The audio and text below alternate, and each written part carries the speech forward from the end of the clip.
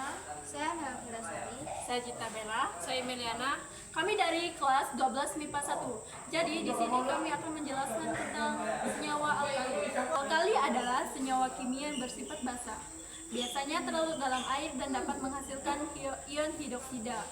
Contoh umum alkali termasuk natrium hidroksida (NaOH) dan kalsium hidroksida (KOH). Alkali umumnya terasa licin saat disentuh dan dapat bereaksi dengan asam untuk membentuk garam dan air. Dalam konteks kimia, alkali sering merujuk pada logam alkali dan alkali tanah yang berada di kelompok 1 dan 2 tabel periodik. Kelimpahan unsur alkali ialah mengacu pada jumlah atau proporsi suatu unsur yang terdapat dalam sampel, baik itu di bumi dalam atmosfer maupun di alam semesta secara keseluruhan. Contoh kelimpahan unsur di bumi mencakup 1. Oksigen sekitar 46% dari massa kerak bumi. 2. Silikon Si sekitar 28%. Aluminium Ai sekitar 8%. 4. Besi Fe sekitar 5%.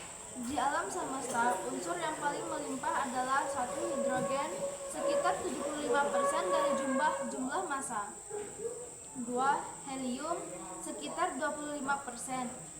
Di alam semesta, unsur yang paling melimpah adalah hidrogen sekitar 75% dari jumlah massa. 2. Helium sekitar 25%. Kelimpahan unsur penting untuk memahami komposisi dalam proses geologis serta kosmologis. Ketiga, sifat fisis dan sifat kimia adalah dua kategori utama dalam karakteristik bahan. Sifat fisis, definisi, karakteristik yang dapat diamati tanpa mengubah identitas zat. Contoh, warna merah, biru, dan lain-lain. Bau, aroma zat, titik didih, suhu saat zat berubah jadi gas, titik lebu, suhu saat zat berubah dari padat ke cair, densitas massa per volume, kekerasan, ketahanan terhadap goresan. Sifat kimia, definisi karakteristik yang menggambarkan kemampuan suatu zat untuk bereaksi dengan zat lain yang mengubah identitasnya. Contoh, reaktivitas kemampuan bereaksi dengan asam, basa, atau oksigen. Stabilitas, ketahanan terhadap perubahan kimia. Kemampuan pembakaran, apakah suatu zat dapat terbakar atau tidak. Sifat asam atau basa, kemampuan untuk melepaskan proton H+ atau menerima proton.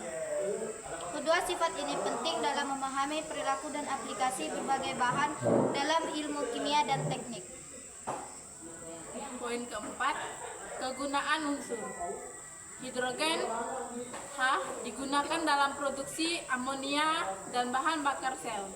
Oksigen penting untuk respirasi dan digunakan dalam industri pengelasan. Karbon digunakan dalam pembuatan bahan bakar, plastik, dan komponen organik. Besi digunakan dalam konstruksi dan pembuatan baja.